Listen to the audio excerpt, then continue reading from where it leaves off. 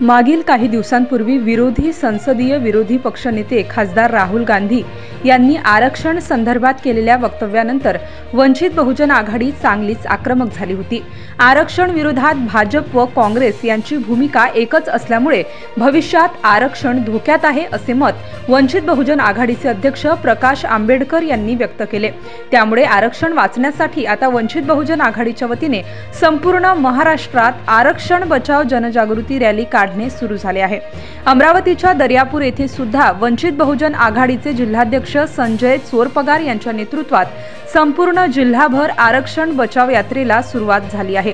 प्रत्येक गावागावांमध्ये ही यात्रा काढून एससी, एसटी, ओबीसी बांधवांना आरक्षण संदर्भात माहिती देणार आहे।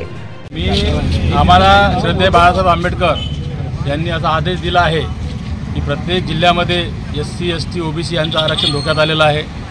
कोर्टाने जे वर्गीकरणाची भाषा केली आहे, वर्गीकरणाचा निकाल दिला आहे, त्या वर्गीकरणामध्ये जातीमध्ये धर्मामध्ये तेढ निर्माण व्हायची परिस्थिती झालेली आहे। म्हणून जनजागृतीकरण, लोकांना क्रिमिनल म्हणजे काय, आरक्षण धोक्यात असणे म्हणजे काय, या सर्व बाबी सांगण्यासाठी आम्ही प्रत्येक गावागावात जाऊन लोकांना याची माहिती देत आहोत। म्हणून ही आरक्षण यात्रा काढण्यात आलेली आहे। बाळासाहेब आंबेडकरांनी महाराष्ट्रभर आरक्षण बचाव यात्रा ही सुरू केली। याच्या पाठीमागचा उद्देश हाच की बीजेपीचं आणि काँग्रेसचं दोन्ही एकाच नाण्याच्या बाजू आहेत आणि विचारसरणी सुद्धा एकच आहे। घटनेनुसार बाबासाहेबांनी घटनेत दिलेलं आरक्षण हे एससी एसटी करता घटनेत असलेलं आरक्षण बदलवण्याची दोन्ही पक्ष भाषा करतायत, बोलतायत आणि याचा दुष्परिणाम हा उद्या एससी एसटीच्या जीवनाचा प्रश्न असलेला आणि ती घटना म्हणजे बाबासाहेबाला बदलण्याचा विचार म्हणजे बाबासाहेबांनी लिहिलेली घटनाच बदलण्याचा विचार आहे। हा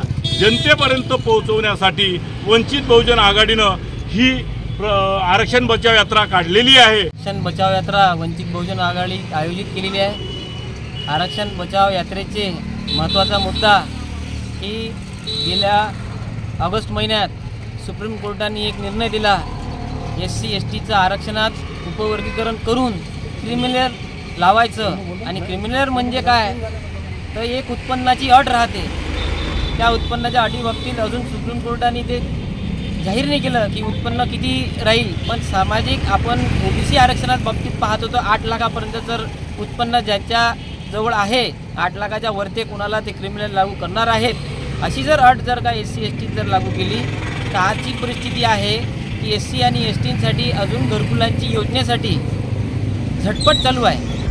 अशाच वेगवान घडामोडी पाहण्यासाठी आमच्या चॅनलला लाईक व सबस्क्राईब करायला विसरू नका।